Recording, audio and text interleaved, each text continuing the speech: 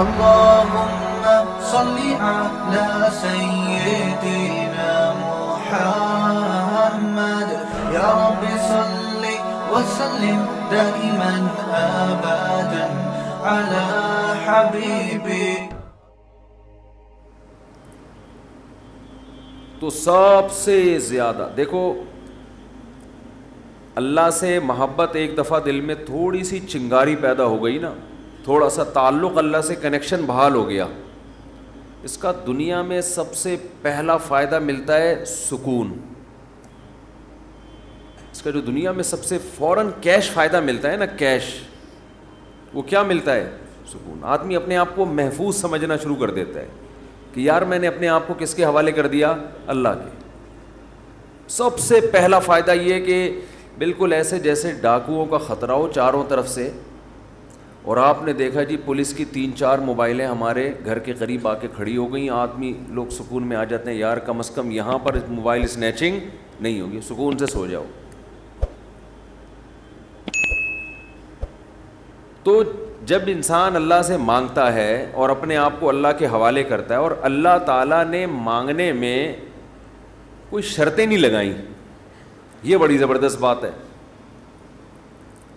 کوئی شرطیں نہ کہ یہ والے قوائف پورے کرو گے تو پھر مجھ سے مانگو, ورنہ تمہیں مانگنے کی اجازت نہیں ہے. کوئی چرسی ہے تو جب تک چرس نہیں چھوڑے گا مجھ سے مانگ نہیں سکتا. کوئی بے نمازی ہے تو جب تک نمازی نہیں بنے گا مجھ سے مانگ نہیں سکتا. اللہ کہتے ہیں مجھ سے یہی مانگ لو, یہی مانگ لو, اللہ میں بے نمازی ہوں, مجھے کیا بنا دے؟ نمازی بنا دے. جو چیز نہیں ہے وہی مانگو اللہ تعالیٰ سے. وقال ربکم ادعونی استجب لکم, قرآن کہتا ہے, تمہارا رب کہتا ہے مجھ سے مانگو میں تمہاری پکار کو قبول کروں گا. اور کمال کی بات یہ ہے, پہلے مجھے اس آیت کی تفسیر سمجھ میں نہیں آتی تھی. اللہ کہتے ہیں مانگو میں تمہیں دوں گا, نہیں مانگو گے ایسے متکبرین کے لیے میں نے جہنم کی آگ رکھی ہے بھائی. یہ سمجھ سے بالاتر. میں آپ سے کہہ رہا ہوں مجھ سے قرضہ مانگو, آپ کہتے ہیں شکریہ جی آپ نے آفر کی, ضرورت ہوئی تو مانگیں گے, نہیں تو ٹھیک ہے جی بہت شکریہ. میں کہہ رہا ہوں اگر نہیں آئے نا مانگنے کے لیے, پھر دیکھو میں غنڈے بھیجوں گا, کٹ لگواؤں گا. آپ کہو گے یہ کون سا طریقہ ہے بھائی, یہ مجھ پر احسان کر رہے ہو یا گن پوائنٹ یہ زبردستی کروا رہے ہو کام؟ سمجھ میں آ رہی ہے بات کہ نہیں آ رہی ہے؟ آپ کہو گے یہ کون سا احسان کا طریقہ ہے. میں آپ سے کہہ رہا ہوں کہ آپ میری دعوت پہ آئیے گا, مجھے بڑی خوشی ہوگی, آپ کہیں گے تھینک یو بہت شکریہ آپ کا, آپ نے یاد کیا ہمیں. پھر میں کہتا ہوں اگر نہیں آئے نا غنڈے بھیج کے میں کٹواؤں گا. آپ کہو گے یہ زیادہ ہو گئی ہے, یہ کیا ہو گئی ہے, یہ دعوت نہیں ہے, یہ تو ایک طرح کا جرمانہ ہے میرے اوپر لگا دیا تم نے. میں آپ سے کہتا ہوں بھائی میں علاقے کا ناظم ہوں, میں علاقے میں یہ تھانے کا میں ڈی ایس پی ہوں, کوئی مسئلہ ہو میرے پاس آنا. آپ کہیں گے سر آپ کا بہت شکریہ, آپ کا ٹرانسفر ہوتے ہی آپ نے سب سے پہلے مجھے یاد کیا, کوئی بھی ضرورت ہوگی آپ کو بتاؤں گا. آگے سے تڑی لگا دی, اگر تمہیں کوئی ضرورت پڑی اور نہیں بتایا نا ہے بھائی, سب سے پہلے لاکر میں تمہیں ڈالوں گا. تو آپ کہیں گے سر یہ آپ مجھے عزت دے رہے ہیں, یہ میری توہین کر رہے ہیں. تعجب کی بات ہوگی کہ نہیں ہوگی؟ تو اللہ تعالیٰ تو یہی انداز اختیار کر رہے ہیں کہ مجھ سے مانگو میں تمہیں دوں گا. ان الذین یستکبرون عن عبادتی سیدخلون جہنم داخرین, نہیں مانگا تو ایسے لوگ ذلیل ہو کر جہنم میں داخل ہوں گے. یہ کچھ بات سمجھ میں آ رہی ہے بھائی؟ یہ تو عجیب سی بات ہے نا کہ مانگو, نہیں مانگا تو میں نہیں چھوڑوں گا تمہیں. اصل بات یہ ہے کہ علاقے میں ایس ایچ او آیا, کوئی محلے کا دادا آیا, وہ آپ سے کہتا ہے کوئی پرابلم ہو بتانا, آپ کہتے ہیں بڑی نوازش آپ کی, پھر بھی آپ اس کو پرابلم نہیں بتاتے, وہ غصہ نہیں آتا, اس کو غصہ نہیں آتا, اس لیے کہ وہ مخلوق ہے, وہ عاجز ہے. اسے پتہ ہے کہ بعض دفعہ بندے کو کام پڑتا ہی نہیں ہے, بعض دفعہ پڑتا ہے تو اس کے کوئی دوسرے تعلقات ہوتے ہیں, بعض دفعہ کام پڑتا ہے لیکن وہ چاہتا ہی نہیں ہے کہ کام ہو, ایسا ہی رہے معاملہ. لیکن اللہ کے ہاں یہ تینوں آپشن آپ کے پاس نہیں ہے. آپ یہ کہیں کہ اللہ تو نے مجھ سے کہا تھا کہ میں تجھ سے مانگوں، لیکن میری کوئی ایسی ضرورت ہی نہیں جو میں مانگوں تجھ سے، یہ کہہ سکتے ہو کیا ہے بھائی؟ اس کا مطلب تم اللہ سے مستغنی ہو گئے، اللہ کے دیے بغیر بھی تمہیں دائیں بائیں سے تمہارے کھانچے کھلے ہوئے ہیں، جو اگر کھلے ہوئے ہیں تو وہ کھانچے کس کے اختیار میں ہیں؟ وہ تو اللہ کے ہاتھ میں ہیں۔ آپ یہ بھی کہہ سکتے ہو کہ مجھے اس لیے مانگنے کی ضرورت نہیں کہ میرے تو سارے مسائل حل ہو رہے ہیں، میں صبح میری جاب لگی ہوئی ہے، میری تنخواہ ہے، ایک ملٹی نیشنل کمپنی میں اچھی سیٹ پر بیٹھا ہوا ہوں میں، میری سیلری گھر آ جاتی ہے، مہنگائی بھی نہیں ہے، پیٹرول بھی نئی حکومت نے سستا کر دیا ہے وغیرہ وغیرہ، تو اب تو کوئی مسئلہ ہی نہیں ہے۔ تو اللہ کہے گا اگر کوئی مسئلہ نہیں ہے بالفرض، اول تو پاکستان میں ہو اور مسئلہ نہ ہو، یہ ہو نہیں سکتا، یہ تو پھر اس کا مطلب ہے آپ سو رہے ہیں، آپ کی کوئی اٹھائے گا اور آنکھ کھل جائے گی آپ کی۔ تو آپ کے ساتھ اگر کوئی مسئلہ نہیں ہے، آپ ان اسباب کو دیکھ رہے ہو، اس کا مطلب آپ سمجھتے ہو کہ ہوتا اسباب سے ہے، اللہ سے نہیں ہوتا۔ بھئی اللہ تو جب چاہے ان اسباب کو فیل کر دے۔ آپ اپنے آپ کو خدا سے مستغنی سمجھ رہے ہو، آپ سمجھ رہے ہو مجھے خدا کی ضرورت نہیں ہے، اس پر اللہ عذاب دے گا کہ تو اپنے آپ کو یہ سمجھ کیسے بیٹھا کہ تجھے ضرورت نہیں ہے میری۔ یہ ایسے محلے کا کوئی دادا آیا اور سارے کام اس کے ہاتھ میں، اس نے آپ سے بولا کوئی تنگ کرے تو مجھے بتانا، اور اسے پتا ہے کوئی نہ کوئی تنگ کر رہا ہے اس کو، آپ پھر بھی نہیں بتا رہے اس کو۔ وہ بلائے گا، بولے گا بھائی آپ کیوں نہیں بتا رہے؟ آپ کہتے ہیں بھائی کوئی مجھے تنگ کر رہا ہے تو میں برداشت کر رہا ہوں اس لیے نہیں بتا رہا، اس پہ غصہ نہیں آئے گا اس کو۔ لیکن اگر آپ نے اس سے کہا کوئی مجھے تنگ کر رہا ہے، میں آپ کو اس لیے نہیں بتا رہا کہ مجھے پتہ ہے کہ میرے جاننے والے ہیں وہ مجھے بچا لیں گے، اس دادے کو غصہ آئے گا کہ میرے علاوہ کون اس محلے کا دادا ہے بھائی؟ آئے گا کہ نہیں آئے گا؟ تو اللہ کے سامنے ہم یہ بھی نہیں کہہ سکتے کہ اللہ یہ پریشانیاں مجھے تنگ کر ہی نہیں رہی ہیں، مجھے کوئی ٹینشن ہے ہی نہیں، یہ بھی نہیں کہہ سکتے۔ اس لیے نہیں کہہ سکتے کہ ہم انسان ہیں، مخلوق ہیں، اللہ کے ہاتھ میں سارے اسباب ہیں، وہ جب پریشان کرنے پر آئے گا، وہ مصیبتیں دینے پر آئے، ہم میں سے کسی میں دم نہیں ہے کہ ان مصیبتوں کو اس کی توفیق کے بغیر برداشت کر لیں، یہ ممکن نہیں ہے۔ اور یہ بھی ممکن نہیں ہے اس کے علاوہ کوئی وہ مصیبتیں ہم سے دور کر دے۔ تو کتنی بڑی وعید ہے دعا نہ مانگنے پر۔ اور جو لوگ دعا نہیں مانگتے، حقیقت یہ ہے کہ وہ اپنے آپ کو دعا سے مستغنی سمجھتے ہیں، وہ کہتے ہیں مجھے ضرورت کیا ہے۔ میں ایک چٹکلا سناتا ہوں نا ایسے موقع پہ۔ ایک آدمی اپنا گدھا بیچنے جا رہا تھا بازار میں، کسی نے پوچھا کیا کر رہا ہے؟ اس نے کہا کہ یہ گدھا میں جاؤں گا مارکیٹ میں لاکھوں کا بکے گا۔ کسی نے کہا کہ انشاءاللہ کہہ دے کہ اگر اللہ نے چاہا۔ اس نے کہا انشاءاللہ، یعنی اللہ نے چاہا کہنے کی کیا ضرورت ہے؟ گدھا میرے ہاتھ میں، نسل اس کی اچھی ہے، مارکیٹ میں گدھے کی مانگ بھی ہے، گدھے مارکیٹ سے کیا ہو گئے ہیں؟ شارٹ۔ اگر وہ ہماری مارکیٹوں میں آتا، اسمبلیوں میں آتا، پتہ چلتا ہے یہاں مارکیٹ سے شارٹ نہیں ہے، ہول سیل کے حساب سے ہمارے ہیں۔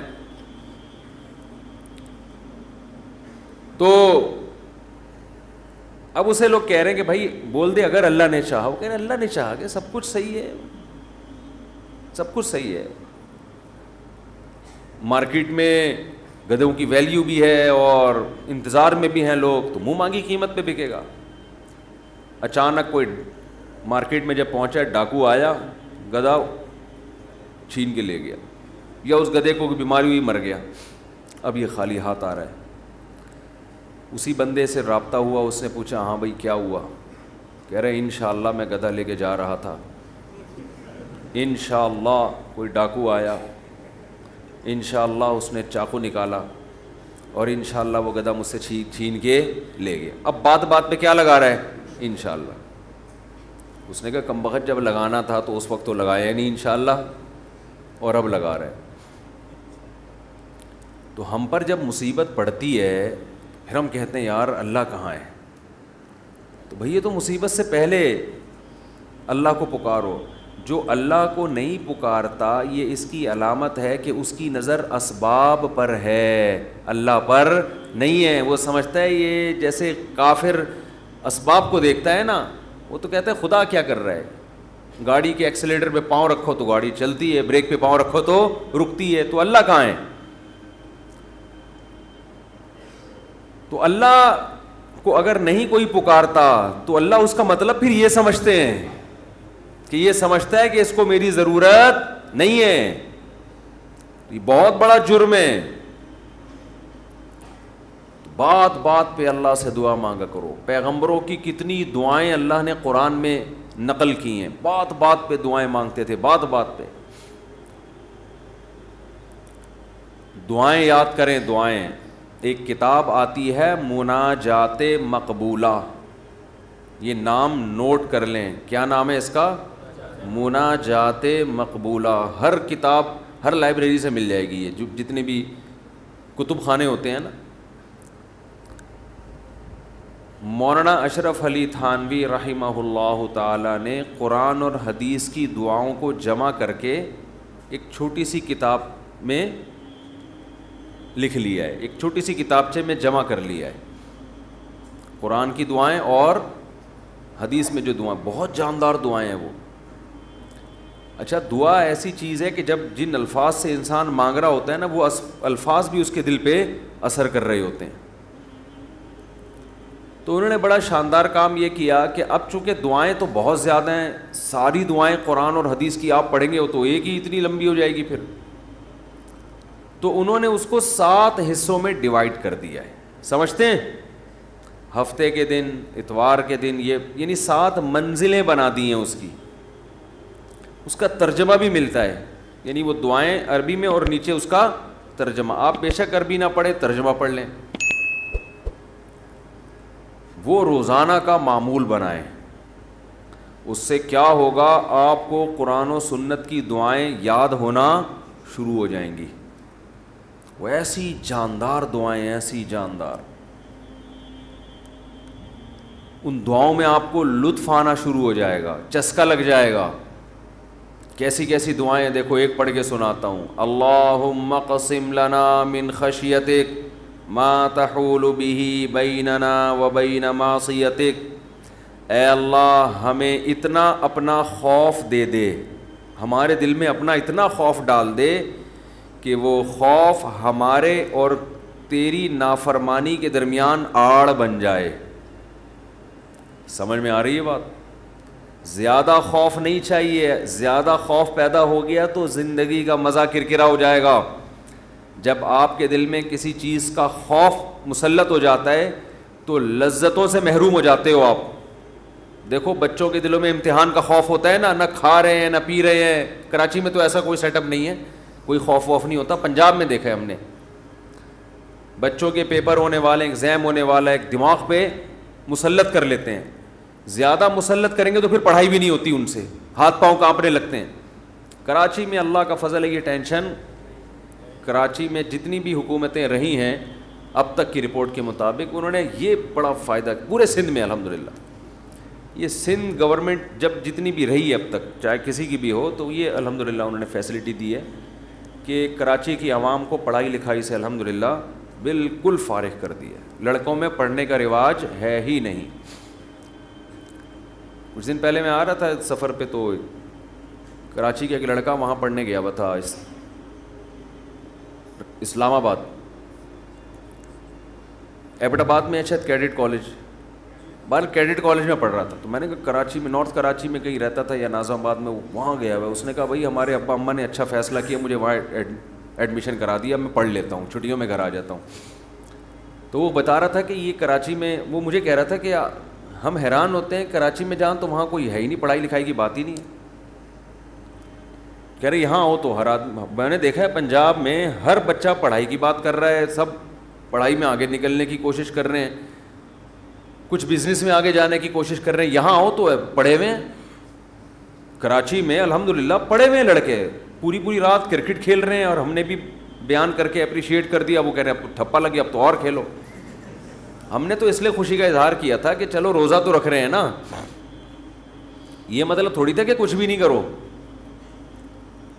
تو یہاں الحمدللہ یہ سہولت ہے کہ یہاں آپ پڑھنے کے علاوہ دنیا کا ہر کام کر سکتے ہیں کراچی میں, اور پڑھے بغیر آپ کو ڈگریاں مل جاتی ہیں. وہ الگ بات ہے, اپنا بھی بیڑا غرق اور قوم کا بھی بیڑا غرق ہوتا ہے. نہ خود کچھ آتا ہے, نہ ترقی تھوڑی کر سکتا ہے آدمی فالتو ڈگریاں لے کے, وہ پکڑا جاتا ہے کہیں نہ کہیں.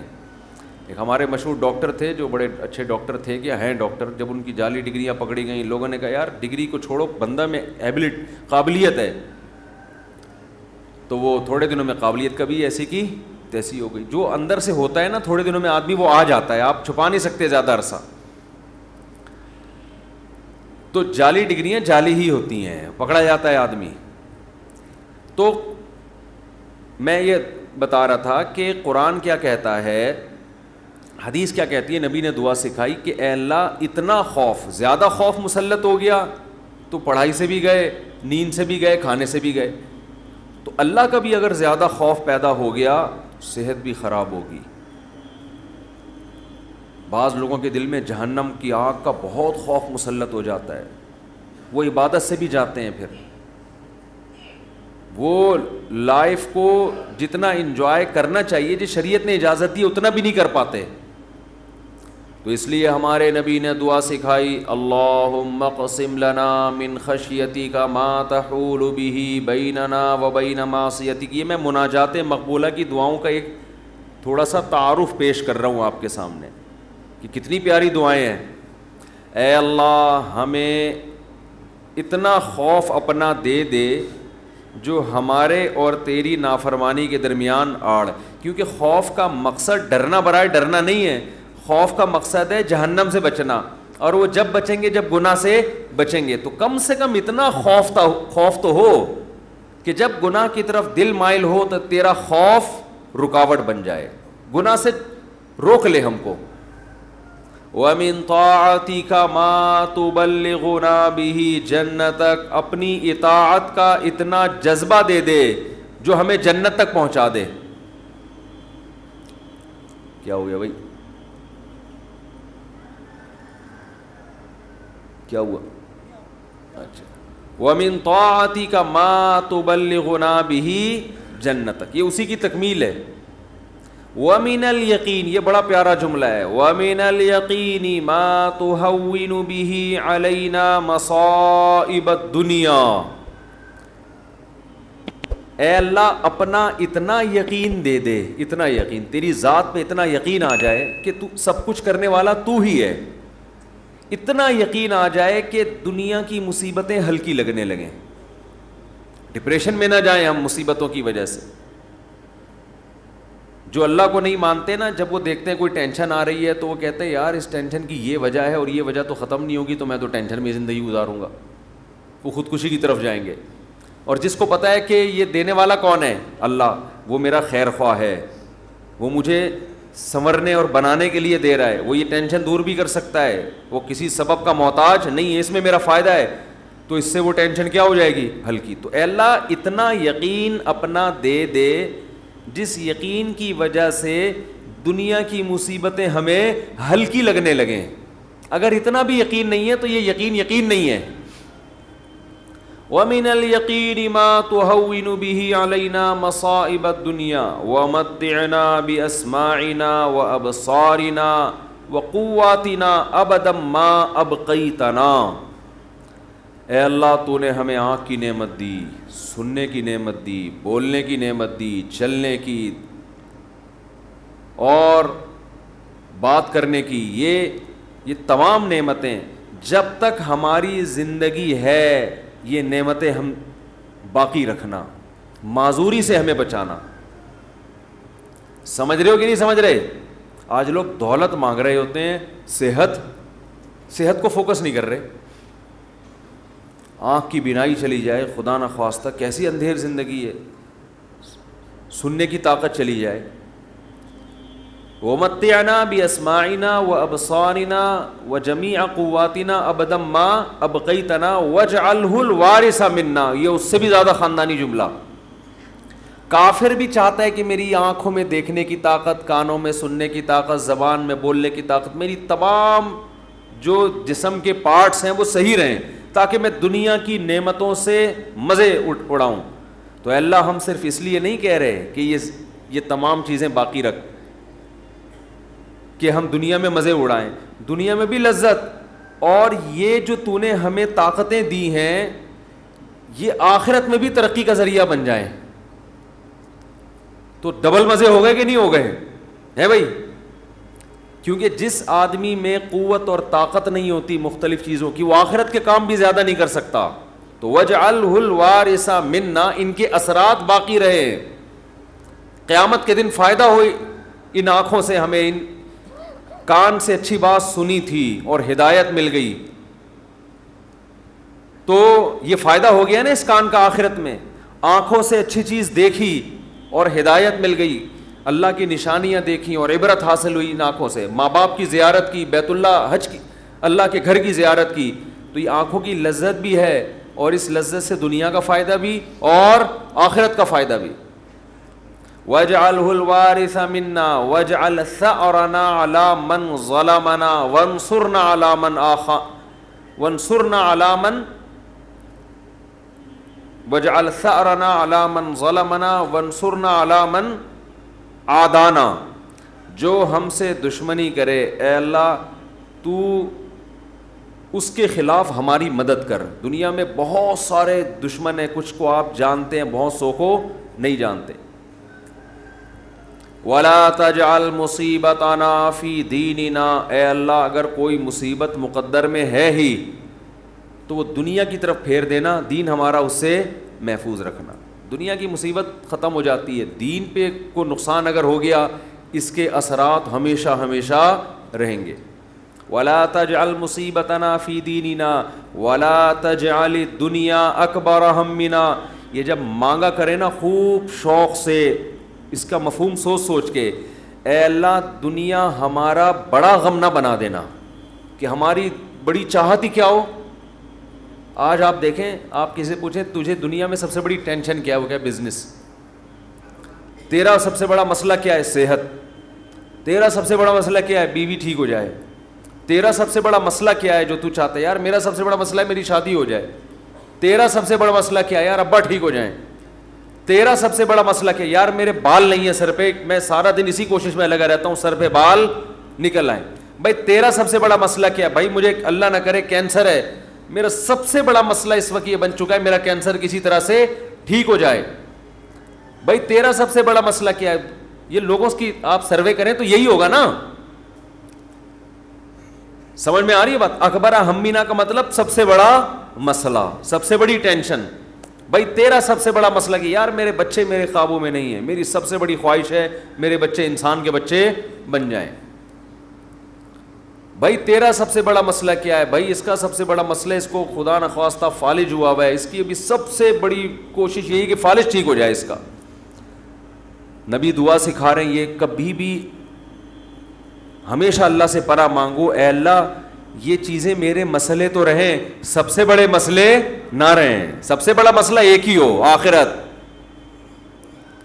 بھائی یہ مسئلہ ختم ہو گیا, کوئی دوسرا مسئلہ آ جائے گا آپ کے ساتھ. کیا خیال ہے؟ ادھر میری طرف دیکھیں نا, ادھر کیوں دیکھ رہے ہیں؟ ابھی آپ کا سب سے بڑا مسئلہ ہے میرا بیان سنیں آپ بیٹھ کے.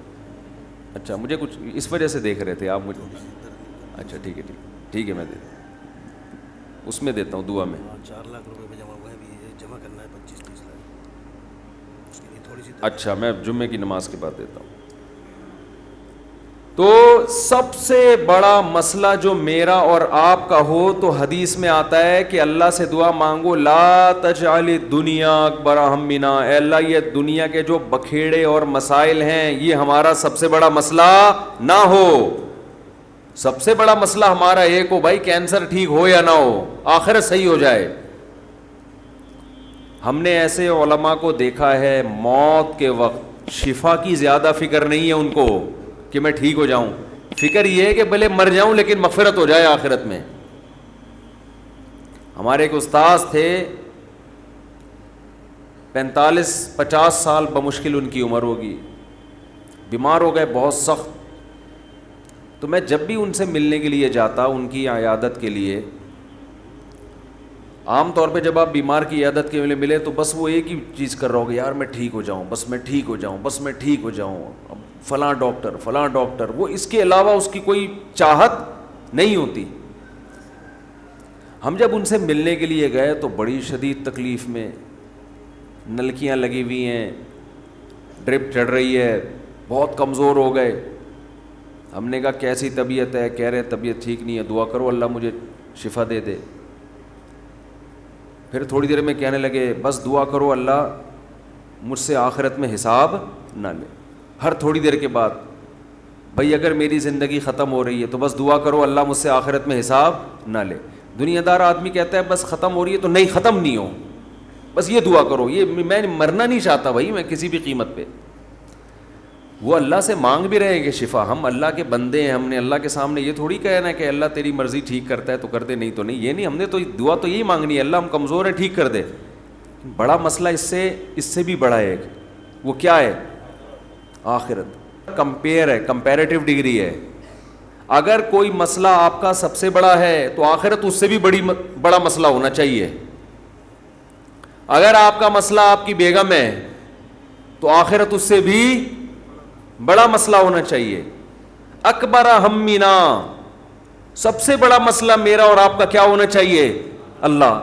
اب یہ ہم کبھی بیان میں سن لیتے ہیں، لیکن جب آپ پراپر یہ دعائیں مانگتے رہیں گے، اے اللہ میرا سب سے بڑا مسئلہ دنیا نہ ہو، تو دل پہ اثر ہوگا کہ نہیں ہوگا؟ اس کا استحضار ہوگا کہ نہیں ہوگا کہ میں تو اللہ سے بار بار یہی مانگتا ہوں کہ میرا سب سے بڑا مسئلہ دنیا نہ ہو، اور آج میں نے سب سے بڑا مسئلہ اس کو بنایا ہوا ہے۔ وَلَا تَجْعَلِ الدُّنْيَا أَكْبَرَ هَمِّنَا وَلَا مَبْلَغَ عِلْمِنَا، میری نالج کی انتہا بھی دنیا نہ ہو۔ آپ کی نالج گھوم پھر کے کس کی طرف آتی ہے؟ دنیا کی طرف۔ تو اس کا بھی وہی مفہوم ہے جو پہلے والے جملے کا مفہوم ہے۔ وَلَا مَبْلَغَ عِلْمِنَا وَلَا غَایَةَ رَغْبَتِنَا وَلَا تُسَلِّطْ عَلَيْنَا مَن لَّا يَرْحَمُنَا، اے اللہ کوئی ایسا شخص ہم پہ مسلط نہ کر جو ہم پہ رحم نہ کرے۔ ہر آدمی کے اوپر کوئی نہ کوئی ہوتا ہے۔ آپ گھر کے سربراہ ہیں تو عورت کے اوپر آپ مسلط ہیں، وہ یہ دعا مانگ سکتی ہے۔ آپ دفتر میں جاتے ہیں تو آپ کا باس آپ پہ مسلط، علاقے کا ناظم آپ پہ مسلط، صدر وزیر اعظم آپ پہ مسلط۔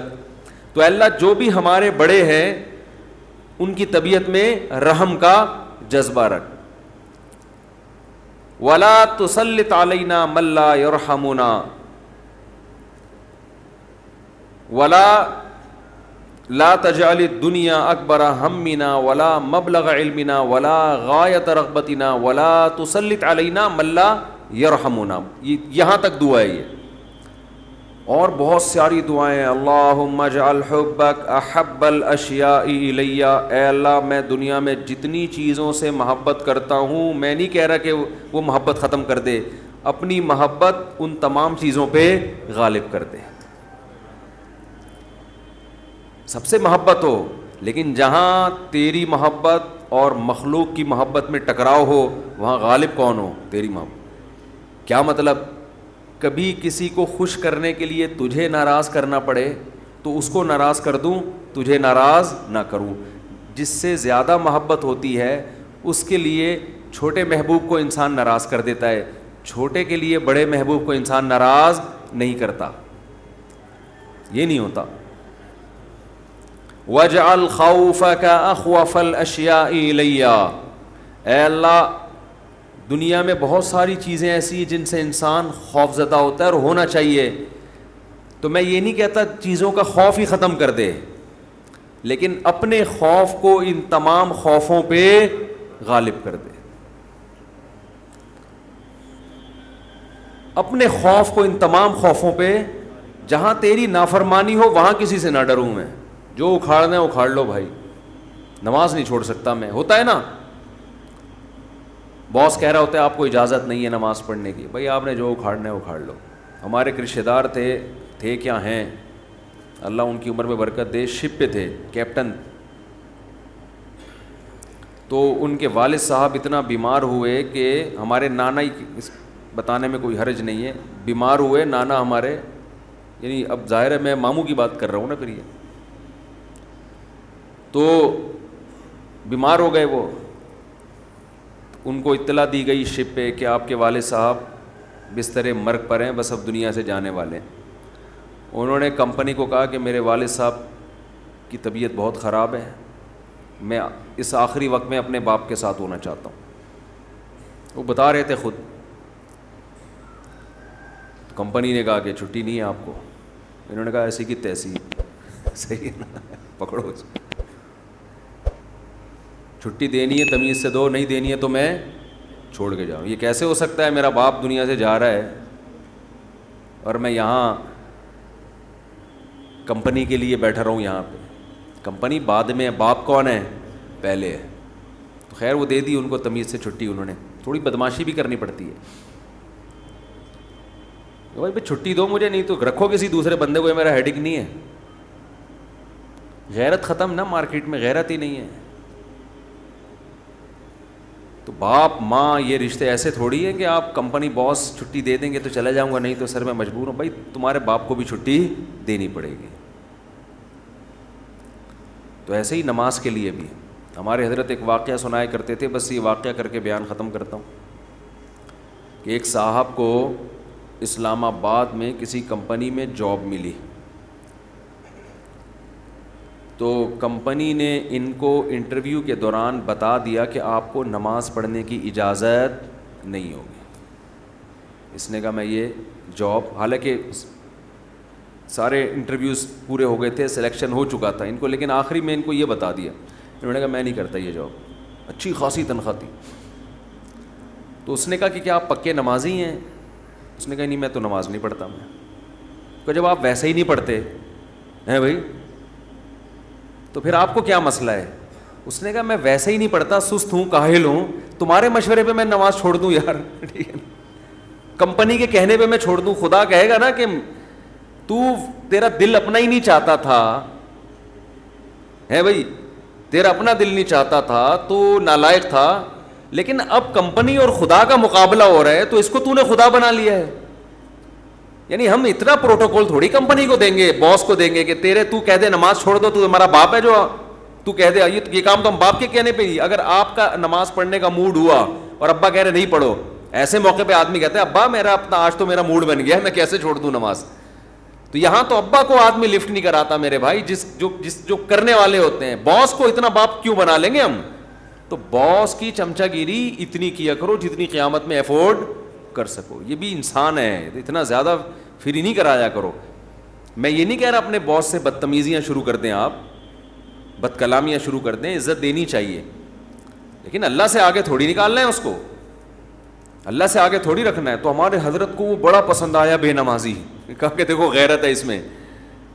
اتنی بڑی جاب ٹھکرا دی اس نے. بولا بھائی تمہارے کہنے سے تم نے, یعنی میں اس لیے اب نماز نہیں پڑھ رہا کہ کمپنی کی طرف سے اجازت نہیں ہے. تو کمپنی کون ہوتی ہے مجھے روکنے والی؟